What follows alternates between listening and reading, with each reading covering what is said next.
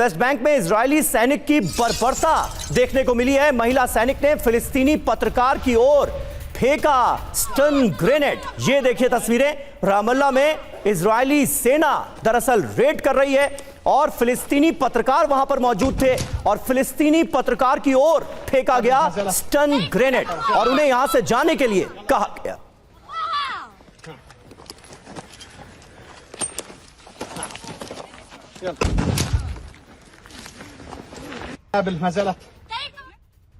तो गाजा युद्ध का इजराइल पर भी बड़ा असर। ये तस्वीरें आप देख रहे थे, आगे बढ़ते हुए बड़ा अपडेट। गाजा युद्ध का इजराइल पर बड़ा असर, बड़ी संख्या में इजराइल छोड़कर लोग भाग रहे हैं। अब तक 1,25,000 लोगों ने इजराइल छोड़ दिया है। लोग दहशत में हैं। अब असर देखने को मिल रहा है इस जंग का। 2022 से 2024 तक बड़ी संख्या में लोगों ने पलायन किया है। लोग पलायन पर मजबूर हैं।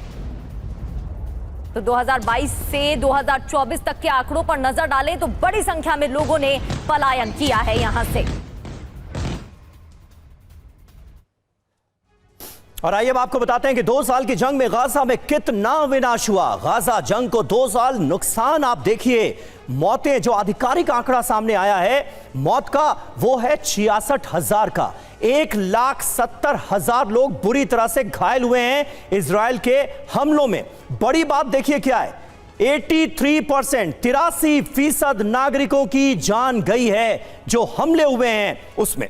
बड़ी बात यह है कि करीब 20,000 बच्चों की भी मौत हुई है इजरायली हमलों में। हर महीने करीब 540 बच्चों की जान जा रही है गाजा के अंदर। यह एक कड़वी हकीकत है। इजराइल का गाजा के 75% हिस्से पर कब्जा हो चुका है और पूरे गाजा पर कब्जे की मंशा से इजराइल आगे बढ़ रहा है। करीब 19 लाख लोग गाजा के अंदर बेघर हो चुके हैं। यह है गाजा की हकीकत। करीब 2 लाख इमारतों को जबरदस्त नुकसान पहुंचा है इजराइल की बमबारी में।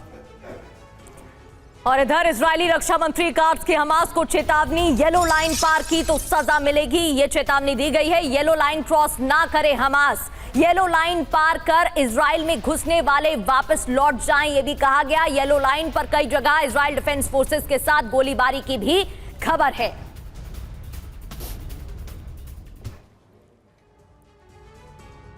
तो क्या गाजा के साथ विश्वासघात हुआ है? अब हमास समाप्त होगा? सवाल यह है कि क्या गाजा में बंधकों की रिहाई तक रुके थे इजरायली हमले?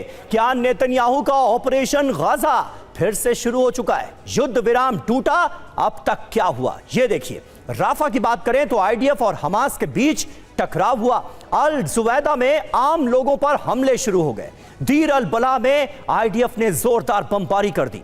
खान यूनुस में हवाई हमले हुए। यानी जगह जगह जो पूरा आंकड़ा है वो आप दिखाते रहिए। मैं जल्दी से एक बार फिर सिवाज साहब का रुख करूंगा क्योंकि वक्त कम है। ये विश्वासघात नहीं तो और क्या है सिवाज साहब? देखिए, ये एक सवाल बार बार खड़ा हो रहा है क्योंकि बंधक हमास के कब्जे से निकलकर इजराइल पहुंचते हैं और इजराइल बमबारी शुरू कर देता है वापस गाजा पर। अब बिल्कुल देखो समीर, 2 बातें हैं।